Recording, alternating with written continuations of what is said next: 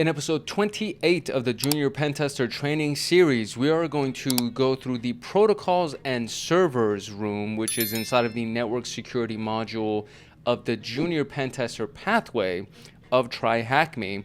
And we're going to be talking about the common protocols, for example, HTTP, FTP, POP3, SMTP, and IMAP. IMAP, it's almost like everything ends with a P, but obviously it's because it stands for protocol. So all of these things end with the P because they actually stand for protocol. But anyways, so we're going to be going through these very common ones, and these are the unencrypted versions of these protocols, and then we're going to go through the encrypted and more secure versions of them as well. And again, this is all just part of the network security module that's available inside of TryHackMe. So we just wrapped the IMAP series of videos. We're going to go through these 2 videos for protocols and servers, and then we're going to be faced with a network security challenge at the very end of this, and then we will be done with the network security module. As always, the overview is we have the intro, we have Telnet, Hypertext transfer protocol, HTTP, file transfer protocol, simple mail transfer protocol, post office protocol, internet message access protocol, and the summary. And that's pretty much going to be the contents of this video today. As per usual, everything that we've done so far inside of the network security module has been created by Strategos inside of TryHackMe, and most of these rooms have been subscriber-only rooms, and so that means that they do require a paid subscription to TryHackMe. However, pretty much everything that we're doing you can do with your own machine. So if you have a Linux machine or maybe even a MacBook that runs on Unix, you should be able to do essentially the same series of commands that I'm gonna be doing, because I'm gonna be running Linux. And then we just have a target machine that we're going to be using as our scanning machine, or the machine that we're going to try to connect to. That being said, that part of it might be a little bit of a challenge for you if you don't have access to a virtual machine like this, but you can always try to connect to your own other computer, or maybe even try to connect to your cell phone or something like that, a mobile device, something along those lines. At the very least, you should be able to try it.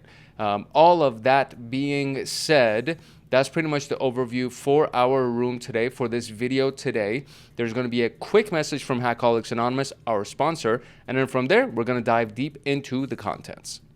If you're serious about your CySec education and you want access to me on Discord, consider joining Hackaholics Anonymous. We have 4 tiers: the supporter, agent, guardian, and master. Each tier gets their own Discord server and early access to content. The agent, guardian, and master levels get exclusive content, exclusive downloads, monthly Python automations, live streams with me every month, plus so much more. And to join, you can simply click the link in the description below, or you can go to our homepage and click the join button there, or you can go to youtube.com/@HankHacksHackers/join, and you will be able to join Hackaholics Anonymous. Now, without further ado, let us jump into protocols and servers. So as I already mentioned, we're going to be going through these key protocols that we have available here, and each of the individual sections inside of this video are going to talk about each protocol, and it's designed to help us understand what happens when we actually go ahead and use them on a low level, and it's usually hidden by some kind of a graphical user interface. So what we're going to do is we're going to try to talk to these things using a simple Telnet client to fully understand what the GUI client, the graphical user interface, is doing under the hood, right, behind the scenes. So typically, when you do connect to these things, it's done using an elegant GUI, typically. But you're a hacker, or you're studying to become a hacker, so you need to understand how to communicate with these things through the command line, which is essentially what we're going to be doing. And we're going to be using the Telnet client to actually communicate with all of those various protocols, because each one of them essentially runs on its own port, as you'll see in a little bit. And as long as you know which port you're trying to connect to and what kind of service it's on, you'll know how to communicate with it. We're not trying to memorize the protocol and commands, but rather get a closer look at the protocol while it's actually working and try to pull some interesting information from it. That being said, we're also going to try to find some insecurities and discuss the insecurities about them. And the main piece is going to be what? The clear text, unencrypted communication that's going to be happening between all of these different protocols. So That's our interesting little interview, or overview, I should say, not interview. The attack box is already up and running. The virtual machine that we have at the very top right here, this one is also up and running. So we are good to go. So first, let's talk about Telnet. Okay, if you've never heard of this before, this is a very high level introduction to Telnet. It's an application layer protocol. So we're referencing the OSI model here. It's on the application layer, meaning layer 7, okay? And it connects to a virtual terminal of another computer. Using Telnet, a user, being you can log into another computer and access its terminal, the console, and run programs, start batch processes, perform system administration, and a variety of other things. And you can do those things remotely. The Telnet protocol is very simple. When a user connects to it, they're going to be asked for the username and password, just like almost everything else when you try to do remote connections. Once you've correctly authenticated yourself, then you get to access the remote system's terminal. All this communication between Telnet and the Telnet server is not encrypted. So just keep this in mind, okay? In the real world, you will not be using Telnet. It's not encrypted. Telnet is unencrypted. The communication between you and the server and vice versa is not secure. Just keep that piece in mind, okay? We're just doing it because we need to understand how all of this stuff works, because once we get into the encrypted conversation, it's going to be very similar to what we're doing here. It's just that everything is going to be using ports and protocols that are actually encrypted and secure. So the Telnet server uses the Telnet protocol to listen for incoming connections on port 23. The Telnet port is not open on our specific target virtual machine. So what we're going to use is a variety of examples using a variety of different protocols and ports. So in this case, a user is connecting to the Telnet D, which is a Telnet server. And it goes like this. First, he's asked to provide his username, his login username. So it's going to be Frank in this case. And he's asked for the password, which is going to be that. And it's not going to be shown on the screen when you actually type it in, okay? So just keep that other piece in mind as well. When you type it, you don't get to see it. So you got to be very good at either typing these things, or you can try to do copy paste, right? So when, in this case, they're going to display it on the screen as we see it right here. But in a real world scenario, when you're connecting to it, it is not going to be displayed, okay? So once the system checks the credentials, he's greeted with the welcome message, and the remote server grants him a command prompt, which is going to be frank@bento. So this is what it looks like. Telnet, right? That's all you got to do to call on Telnet. And then you give it the IP address of the machine that you want to connect to. It says it's trying, then it's connected. Escape character is Control-C, essentially. And then this is the machine that you're connected to. Bento login, Frank, password right here. And then welcome to Ubuntu. And now he's in, right? This is basically it. And then at the very end of this whole thing, you'll see that his command line has now changed. So if we start from the very top, we see that this is the command line, right? PenTester at TryHackMe. And then once he's logged in, it's now frank@bento. And that's basically it. Very, very simple process. So although we got access to the remote system terminal in no time, it is not a reliable protocol for remote administration, as all the data is sent in clear text. It is not encrypted. I will just keep saying that over and over. You're going to hear that so many times during this video, because it's just, there's a point that we need to hammer home here. You do not want to use this for communication or administration of any machines remotely, because it is in clear text. It is not encrypted. So here's what this means, right? So if we were to go ahead and try to look at this through a monitor, for example, Wireshark, right? The figure below, this piece right here that you see right here, shows the ASCII data exchange between the computer and the system, the remote system. The text in red is the text that we are sending, while the text in blue is the text that's coming back. So the username was sent back, echoed to us, and however, the password was not. In other words, if someone is watching, they won't be able to see the password. However, look at this right here. It shows it, right? This is all happening in clear text. It's happening in plain text view, okay? This is very, very, very, very important, okay? So It's no longer considered a secure option, especially that anyone capturing the network traffic will be able to discover the usernames and password, which would grant them access to the remote system. The secure alternative is Secure Shell, which is the encrypted version of it, which is running on port 22. And we most likely, if you do anything with remote connections, it's going to be done through Secure Shell. So to which port will the telnet command be the default parameters? And that would be port 23. Let me make sure my keyboard is back on. There we go. So that's the beginnings. That's the overview of Telnet. So now let's talk about HTTP, the Hypertext Transfer Protocol. HTTP is the protocol that's used to transfer web pages. So when you communicate to a website with your web browser, there are going to be two ports that will be open. One of them is going to be HTTP, which is port 80 by default. And the other one is going to be HTTPS, which is port 443 by default. Now, those two ports typically go hand in hand unless the website that you're communicating with does not have HTTPS, meaning they don't have an SSL certificate, they don't have a TLS certificate, so the communication with that website is not going to be encrypted. And when you do that, the web browser, your web browser is going to say, hey, this is not secure, don't go through here, right? And then you get the option of clicking advanced. There's a link that'll say advanced, and then you can say proceed anyway if you really want to do that. There are a lot of servers that you would connect to when you're initially setting up communication with some kind of an endpoint manager or something like that that will operate through HTTP. So that will happen in the future when you actually try to connect to I don't know, a server that you would set up, let's say through Wazoo or through one of these free open source endpoint managers. You will be able to, you'll at least be facing that, and then you can choose to encrypt your communication beyond the scope of this video. But this is what happens when you connect to any kind of web page or a web server through your web browser. So your web browser will connect to the server using HTTP to request HTML pages and images, among other files, and custom style sheets and JavaScript, all that stuff. When you browse the www, the World Wide Web, you are certainly using HTTP.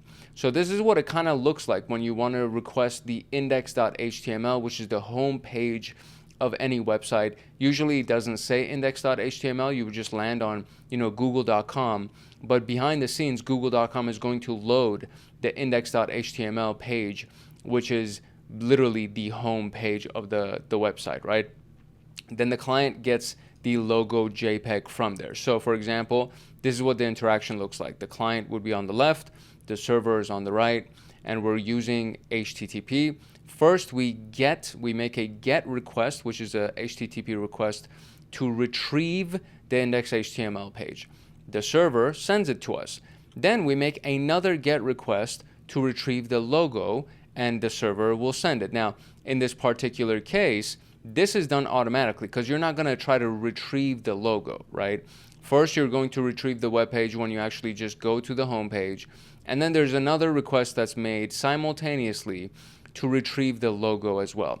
In this particular case, it is done in order, but when you actually load the website, it happens instantly. So you don't see, okay, first the home page comes and then the logo comes. Maybe if it's like a super slow server or something, or like a super slow host, it'll take a couple of seconds for the actual logo to load, and you've probably seen that as well. But what happens is that usually it's done so quickly that all of these things load within a fraction of a few seconds, and that's pretty much it, right? This is how a website loads. It's just a series of GET requests that are being done from your computer, which is the client, to the server, and then the server serves this information to you, the client, and then you get to see it and interact with it. So HTTP sends and receives data as clear text, meaning it's not encrypted. Therefore, you can use a simple tool such as Telnet or even Netcat to communicate with a web server and act as a web browser, right? So your terminal could technically act as a web browser, otherwise known as a client. But the difference here is that you need to actually input HTTP related commands to be able to retrieve it. Meaning what? You need to input GET, right? Or POST or something like that if you really want to interact with it through your terminal. So this is what the example is going to be. using Telnet, because Telnet is actually a simple protocol and it can do a variety of different communication through different protocols so long as you tell it. So right here we see that instead of just doing Telnet and the IP by itself, they are now declaring port 80, which is the default port for HTTP communication. So once you do this, then you need to actually type, okay, I want to get the index page, the home page, and I want to do it using HTTP 1.1, and then it'll retrieve it. You can also do get /, which is again the very same thing as getting the home page, because you're just loading the front page of the website, and then you would provide the version of HTTP, and then it'll just retrieve it to you. So what happens is that you would give it host telnet, which is going to be the name of the host that is required in order for HTTP to actually process something. Once you've typed that, you press enter once, and then you see a blank line. Then you press enter again, and then the actual thing loads. So this is what it looks like on the terminal. Telnet, IP address, port 80. Tries to connect, it connects, escape character, same thing. Then you type get, all caps, and it could be / index, or it could just be / for the home page, and then you give it the version of HTTP. Great, you press enter. Next thing, host, and then give it telnet, press enter, and then press enter again, and then this part loads. So you notice they pressed enter, there's an empty line here, and then they press enter again, and then the web page actually loaded, and it gave us a 200 status code, meaning that it loaded everything correctly. This is the server that we just connected to, the date, the content type. So these are the headers that were essentially sent back to us, right? And from there, we actually have our connection, and then it loads the actual page contents itself. So there's a heading right here, and then there's the body, and that's basically it. It just says coming soon, so the website isn't even been set up.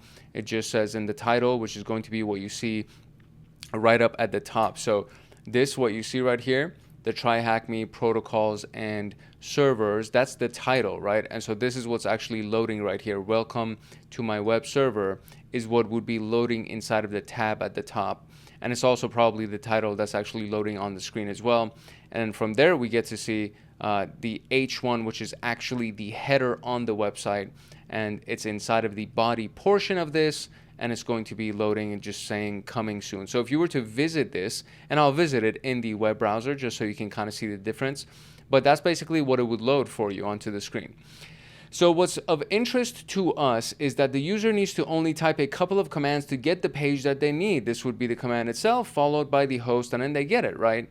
So we need an HTTP server and an HTTP client to use the protocol for HTTP.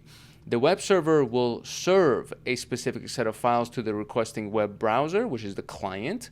And three popular choices for servers are Apache, Internet Information Services, and Nginx. So you will see this quite frequently in the headers. So if we go back up here, we'll see that this is a Nginx header, right? Or Nginx. I always say Nginx. I know that in the comments, some people are going to be like, that's not how you pronounce that. But it's also the difference between GIF and GIF. And it's like, who calls it a GIF, right? It's like, anyways. All right, moving on. So Apache and Nginx are free and open source. However, IIS is closed software, meaning that it requires paying for a license. And there are a lot of different browsers available. So we have Chrome, Edge, Firefox, and Safari. These are the top ones. But then there's the Brave browser. There's the Onion browser, also known as Tor. And there's a, what is it? DuckDuckGo is a search engine. There was another one that I recently heard of that's supposed to be similar to the Tor browser. So Brave is actually one of them as well, because it encrypts your communication, obviously, but it also goes through several proxy servers so that you don't display your actual IP address, but people can just control those endpoints or try to track those endpoints, and from there they'll be able to reverse engineer the connection through all those proxy servers and actually find your IP address. So it's not, these things are not foolproof, you know what I mean? These quote unquote proxy web browsers like Tor and Brave, because if somebody can actually reverse engineer the connections through the IP addresses, they can always go back to the source IP and find you. So all of that being said, let us now load the browser, or the client, I should say. Let me zoom back out here. We're going to go in full screen, and then we're going to look at this in two different views, right? We're going to look at it in the terminal when we actually connect to the connection via the command line itself, and then we're just going to load it inside of the browser itself as well, just so you can kind of see what it looks like when the browser loads and what it looks like when we load it on the terminal. So the IP address is this thing that we're trying to connect to, and all we're trying to do is connect to port 80 through Telnet, which is very simple. So the command, again, super simple. So it's Telnet, and then we give it the IP address, and then we do port 80 at the end and press enter, and then there you go, right? This is what it says. So now what I want to do is I want to retrieve the home page, and I'm going to do it with HTTP 1.1 like that. Press enter, host equals Telnet, press enter again, and there we go. We got it. So the flag that we are looking for is going to be in the contents right here. And where is the flag? That's actually very interesting. So where did they say the flag is going to be? Retrieve the flag THM. Oh, I see. So I need to actually retrieve the flag THM, not necessarily the other one. So we're going to do get/flag.thm, and then we're going to do HTTP /1.1, press enter again, and let's see. Oh, it's a bad request. Ooh, that did not work. So okay, so let's try this one more time. We're gonna press up on our keyboard, press enter, and we're going to now say get. I think my get request was lowercase. Is that no? My get request was not lowercase. So flag.thm HTTP /1.1, press enter again, and it's still saying bad request. So what am I doing wrong here? Oh, dude, seriously, bro, my bad. Okay, I forgot one key command here. So we're going to do the flag.thm. We're going to do this part. This is all good. Host needs to be Telnet, and then there it is. There you go. That's the piece that I was missing. I was not declaring a host, and that is an issue. So even me, the person who has been going through this for pretty much almost 2 years now, and this is the simplest type of interaction that you could make, even I make mistakes. So let's go and look at the browser itself. So if we do 10, 200, 214 and press enter, that's what you see, right? So it literally just says coming soon, and this is what we saw earlier inside of this portion right here. So once we loaded it, it basically just said what? Coming soon. That's all it said. So now if I want to go ahead and get flag.thm, I could literally just do / or conceptually, theoretically, I could do that. And it's still not loading it for me. Oh no, it did, because it actually downloaded the file. So I can go ahead and open that, and it should be up. There you go. So there's the flag, right? So this was actually a file, and instead of displaying it onto the browser, it just downloaded the file for me. But in this case, I was able to just look at it in the terminal. But same thing, like literally the same thing that you would do when you would use your browser as a client versus using the terminal itself as the client. And then we were able to retrieve the same exact responses and the same data, just in different kinds of formats. So let's now talk about the file transfer protocol. FTP, as the name implies, was developed to make the transfer of files between different computers with different systems efficient. It sends and receives data as clear text. Again, keep that in mind. So it's not encrypted. Therefore, we can use Telnet or Netcat to communicate with an FTP server and act as an FTP client. And so this is what it looks like. You use Telnet to connect to it. You just got to make sure that you use the port number, which is port 21. And you go ahead and give it your username. You give it the password. Now, in this case, it's very similar to what we did with the get command, right? So we need to actually say user is Frank, password is this. And because we supplied it, we got logged in. A command like stat. So here's where it kind of gets a little bit complicated, right? There are specific commands that we need to give an FTP server specifically. When we give these types of commands to it, we would get information from it. So for example, stat, it'll get added information. Syst for system will show the system type of the target, which is Unix in this case. PASV switches the mode to passive, and there are two types of modes for FTP. There's active and there's passive. In active mode, the data is sent over a separate channel originating from the FTP server port 20. In passive mode, the data is sent over a different channel originating from port 1023. Okay?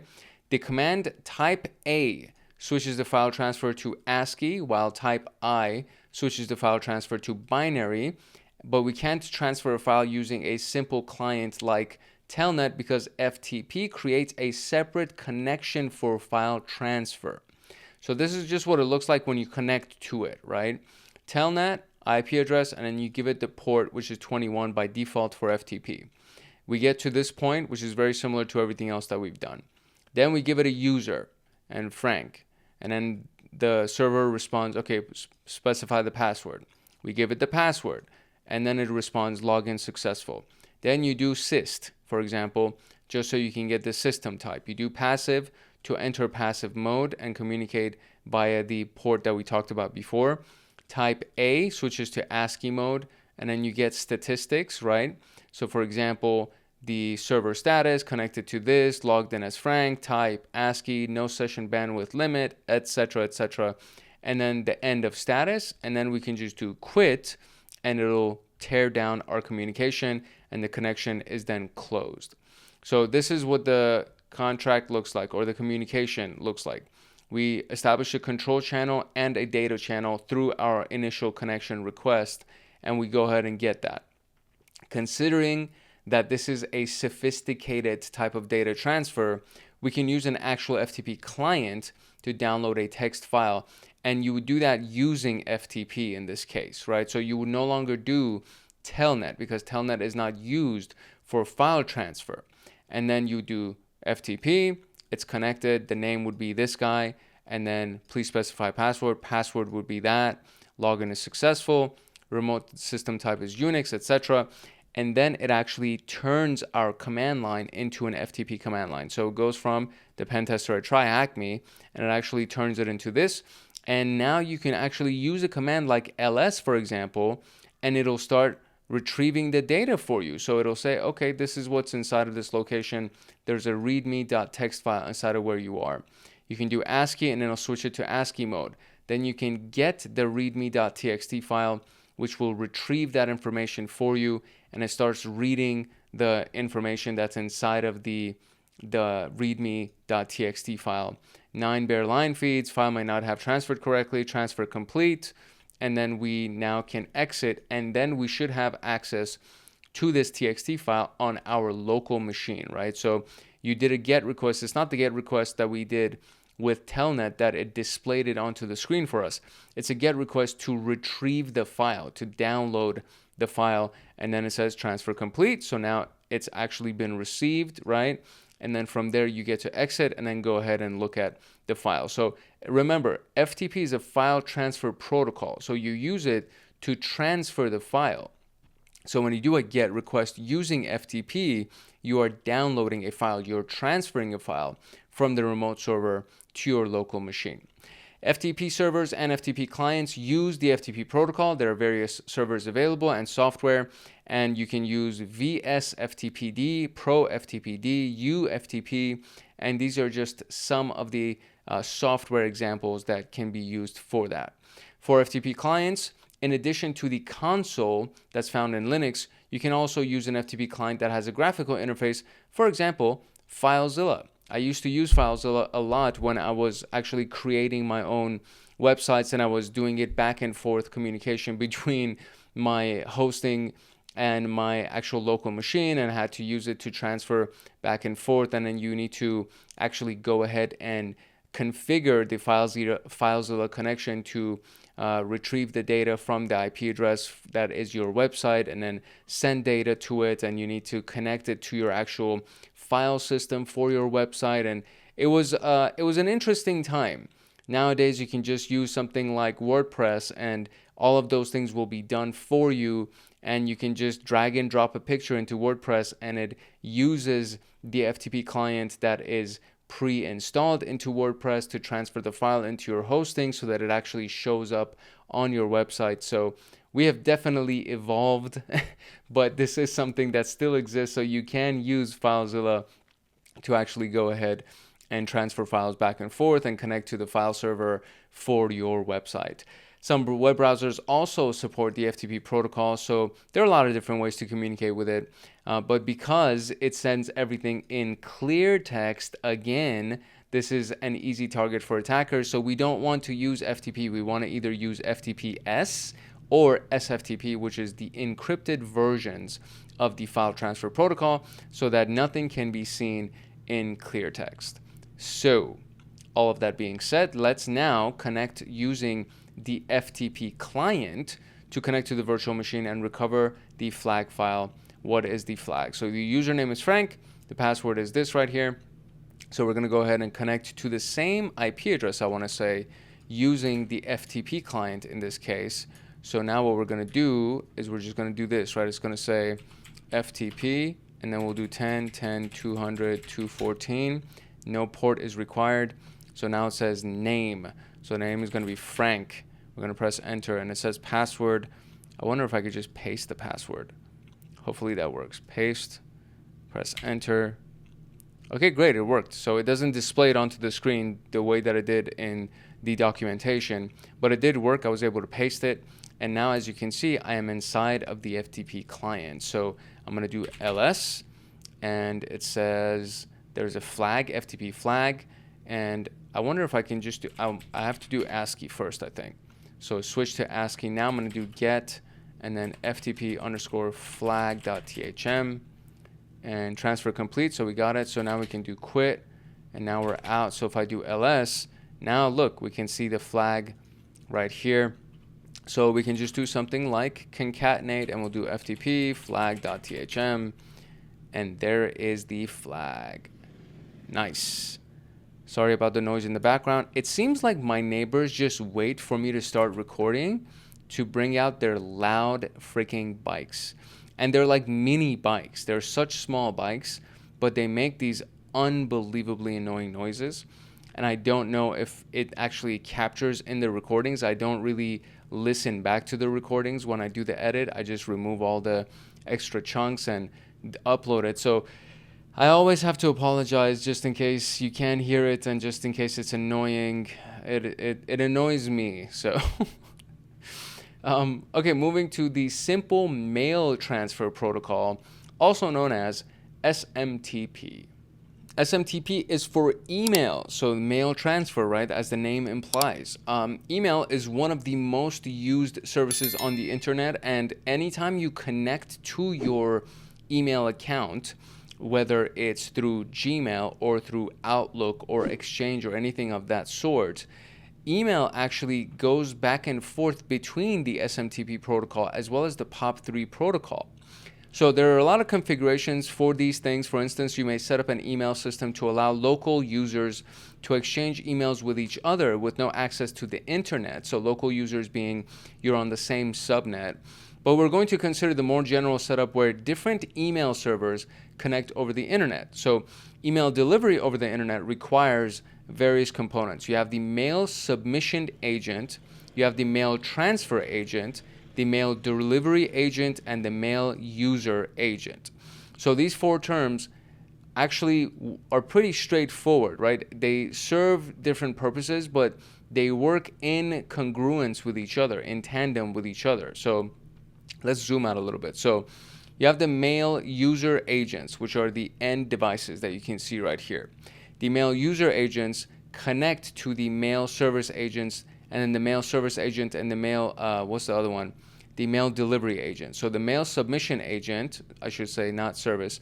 So the mail submission agent connects to the mail delivery agent, and it's done through the mail transfer agent, which is essentially the internet and the cloud, right? And then the user agents are going to be the actual computers themselves or the endpoints, or it could be Gmail or Hotmail or Yahoo Mail or whatever, right? So this is kind of what it looks like anytime you actually send email to somebody. You, as the sender, will go ahead and use your submission agent, and the transfer is done. the transfer is received, and then the delivery agent sends it to the other user agent at the end.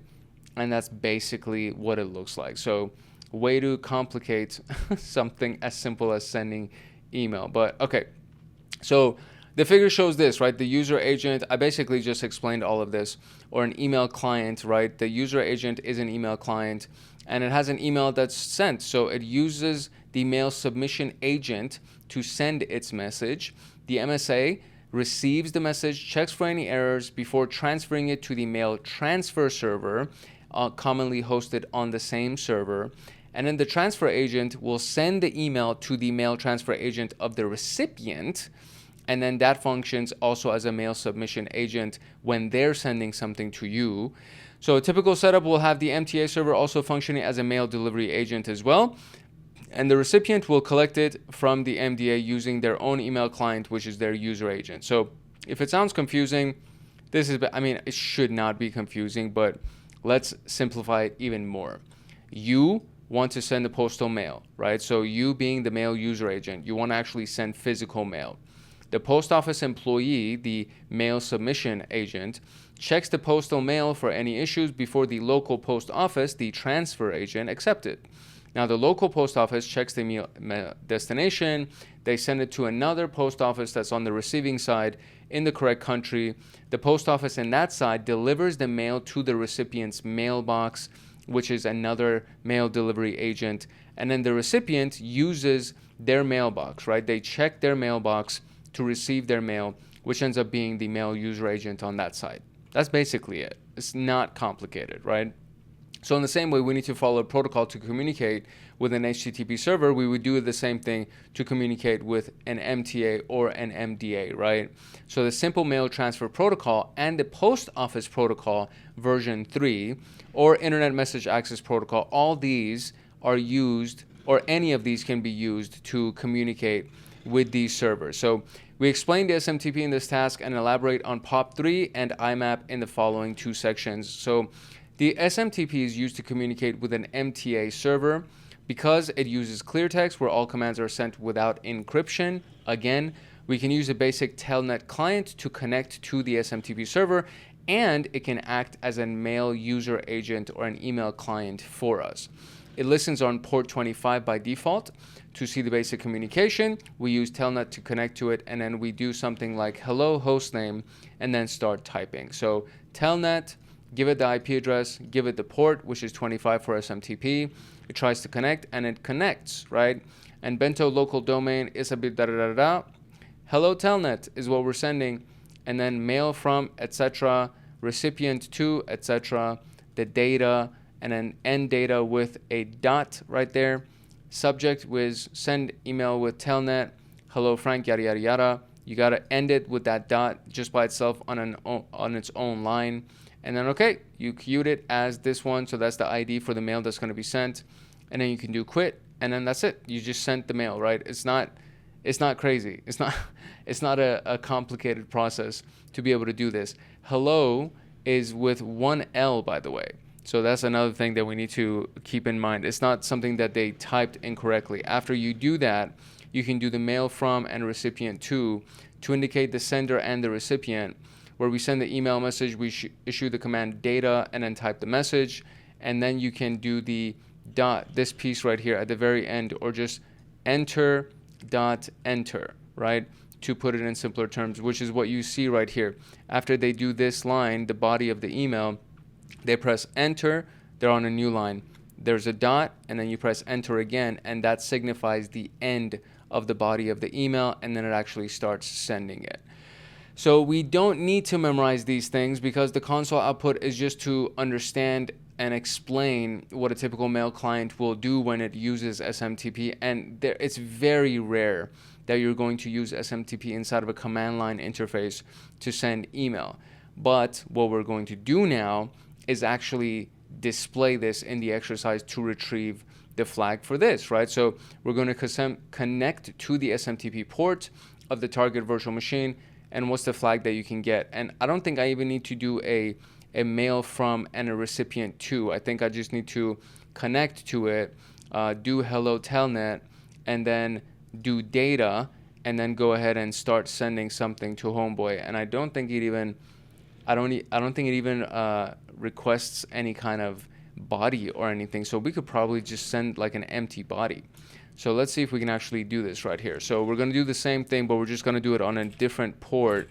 The bike in the background is really like getting under my skin, and I'm trying to focus on this. Oh, whoops. So let's see if we can do this. This is the most obnoxious, I swear. And like, I don't know, man. I don't know. These people, they just want to, I feel like they just want to get under your nerves. You know what I'm saying? Okay, so cool. We've done this. Oh, is that the flag? No way. I didn't even need to send anything. Is that the flag itself? If it is, that's so easy. I didn't even need to do anything. I just needed to connect to it. Wow, that was it. I just needed to type in the correct command, and we got the flag just like that. So Telnet, IP address, and then given port 25, press enter, and just like that, it gave it to us. That's so easy. I can't believe it. So what if I do hello Telnet? Okay, local domain. What is the other pieces of this? I just want to see if I need, what happens when I do. So yeah, hello Telnet. Mail from recipient to. So we'll do mail from, enter. Recipient to, enter. Oh, RCPT to, enter, like that. Need mail command. Did I not do the mail command? Mail from, isn't that what I did? I did. Okay, so let's do this again. Mail from, enter. Oh, so it does ask for a mail from address. So I do need to do that. They just left it empty and they got this okay message. So if I do fake email, will it work? So if we do mail from hank@mail.com. Okay, great. So recipient to hank@mail.com. Relay access denied. Okay, whatever. So we don't need to do it because you actually do need proper connection through those ports so that you can actually send it. They just wanted us to practice using Telnet on port 25, and we were able to just retrieve our flag very, very simply. So all good in the hood. Let's actually move on to Post Office Protocol 3, POP3. POP3 is the protocol that's used to download the email messages from a mail delivery agent. So this is the piece right here, right? So when you send it through the submission agent and it gets transferred through the transmission agent, it's going to be received. And so the mail delivery agent on the right here is what uses either POP3 or IMAP to actually download the message. Now, if it uses one or the other will dictate whether or not the messages are actually saved or if they're deleted on the back end when you view them. So the example will show that a POP3 session would look like if it's actually conducted via a Telnet client. The user connects to the POP3 server and the default port would be 110.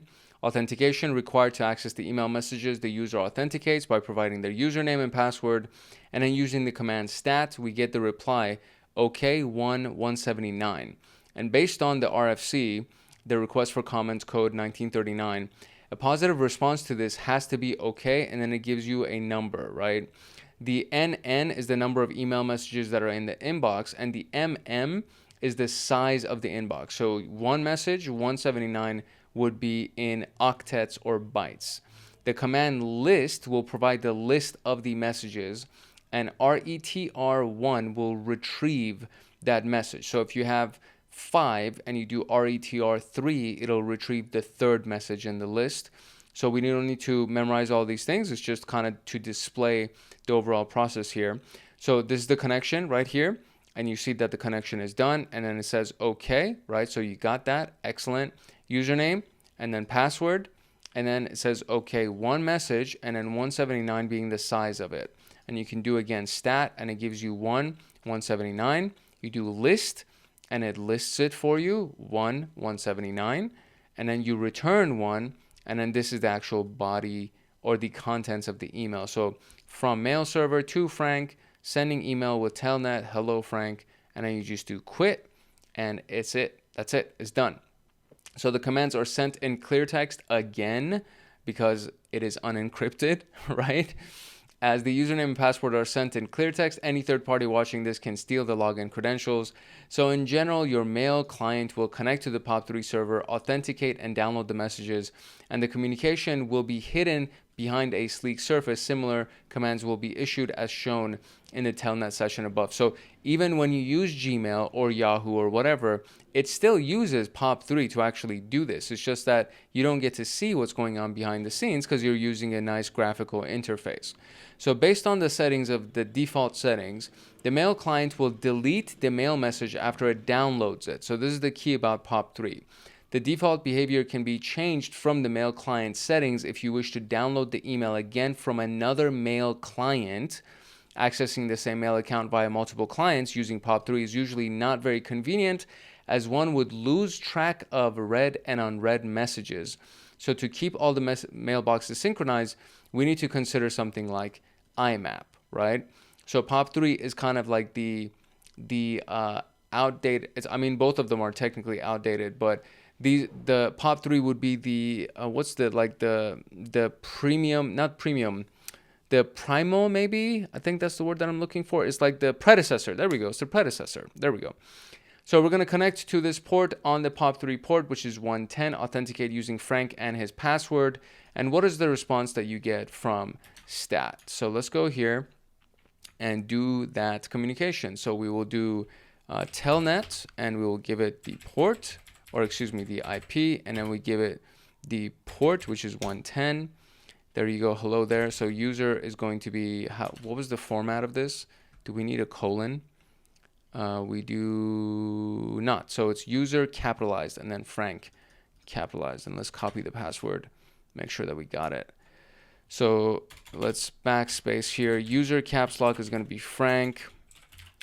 And there we go. Password is required. So pass is going to be the password. Enter. Okay, now we're logged in. So now we're going to do stat. Press enter. Oh, 0, 0. Okay, so there's nothing there. What is it going to say? It's going to say plus, okay, 0, 0.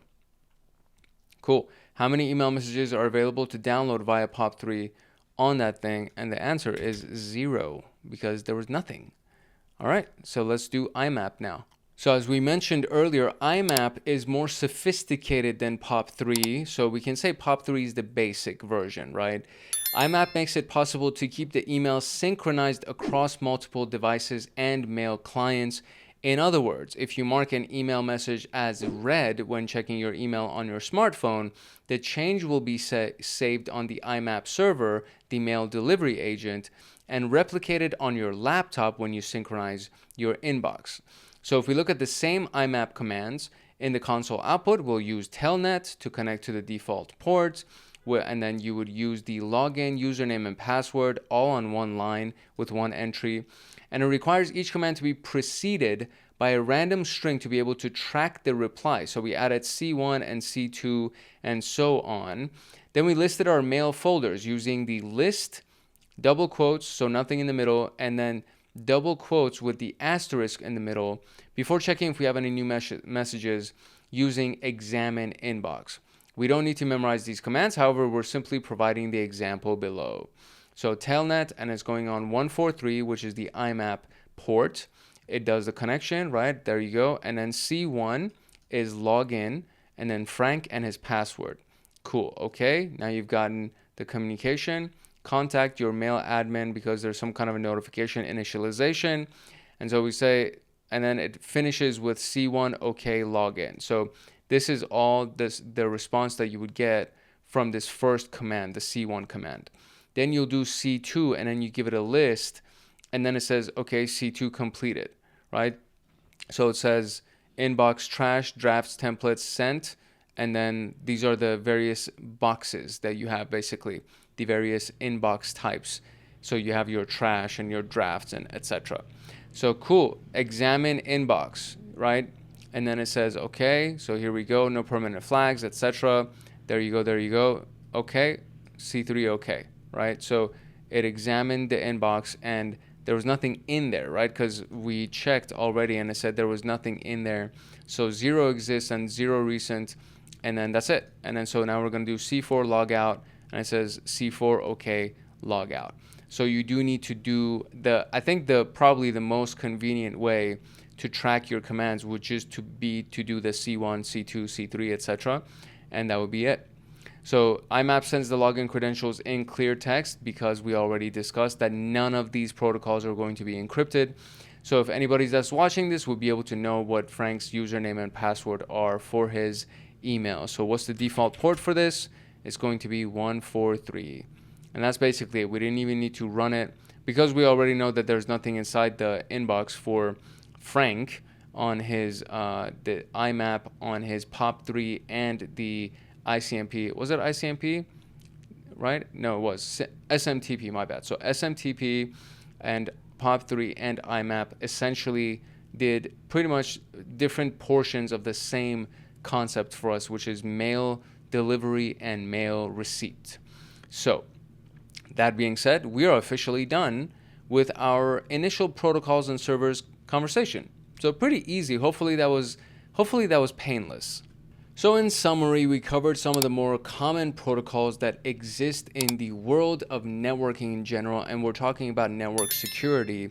And when we're talking about network security, one of the key elements is encryption. So you need to know what is not encrypted so that you can establish the mental foundation of what does it mean to secure a network communication or communication within a network and between other networks and things like that. And the key element here is encryption. So data needs to be encrypted at rest while it's not being transferred anywhere, and in transit while it's actually being transferred, going back and forth between devices or going back and forth between networks. And that's the key piece behind network security when it comes down to protocols and servers and clients and all of those things. The key element is encryption.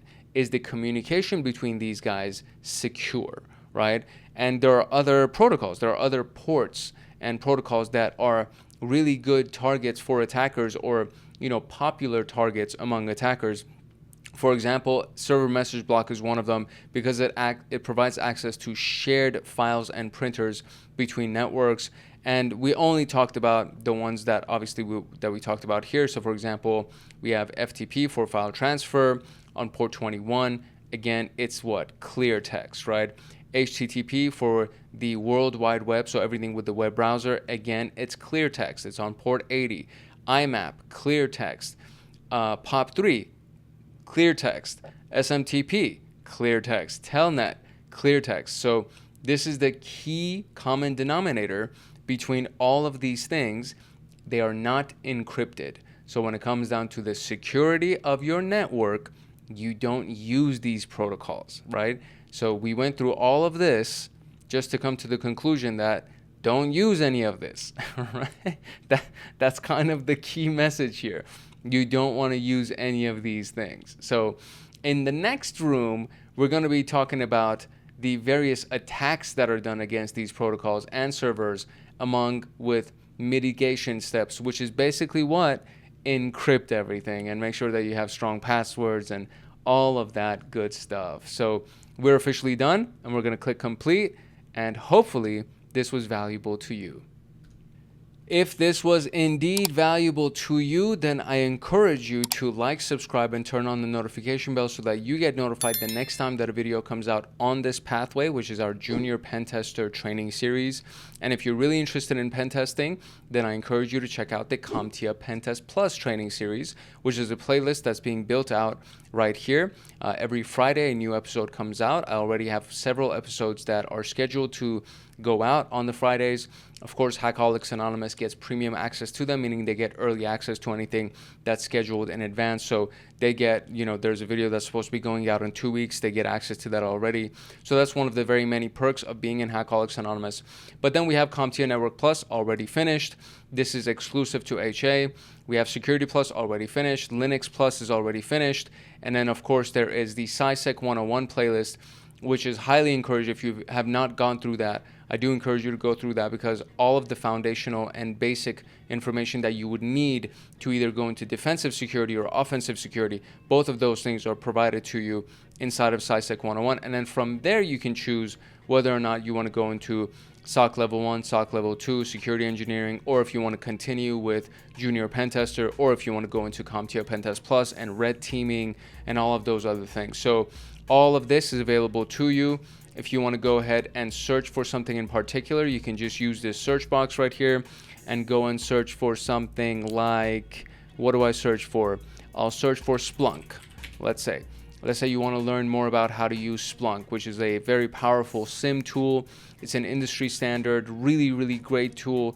A lot of big companies use it.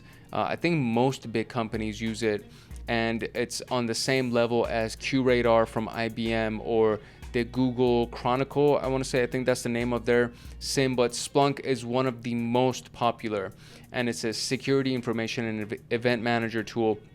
So a bunch of videos on Splunk, right? So if you want to find something that is of interest to you, you can search for it directly, or you can browse through all of the videos that are available by just clicking on videos and then just going nuts and trying to find the one that's of most interest to you. And hopefully you'll find something that you can actually use and it'll serve valuable to you. If you have any questions for what we talked about today, drop it in the comment section below. If you have any comments, drop it in the comment section below. And that is it. And just make sure that you like, subscribe, and turn on the notification bell so that you get notified the next time that a video comes out on this channel. If you're serious about your SysAdmin education and you want access to me on Discord, consider joining Hackaholics Anonymous. We have 4 tiers: the supporter, agent, guardian, and master. Each tier gets their own Discord server and early access to content. The agent, guardian, and master levels get exclusive content, exclusive downloads, monthly Python automations, live streams with me every month, plus so much more.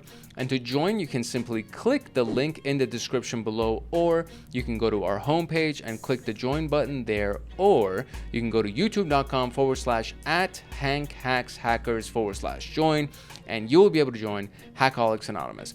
I hope I see you in the Discord chats. If not, I hope I see you in the comment section. It's your boy Hank Hackerson at Hank Hacks Hackers, your favorite network and system attacker/protector. If no one else loves you, Hank loves you. Love, peace, and chicken grease, and I'll see you in the next video later.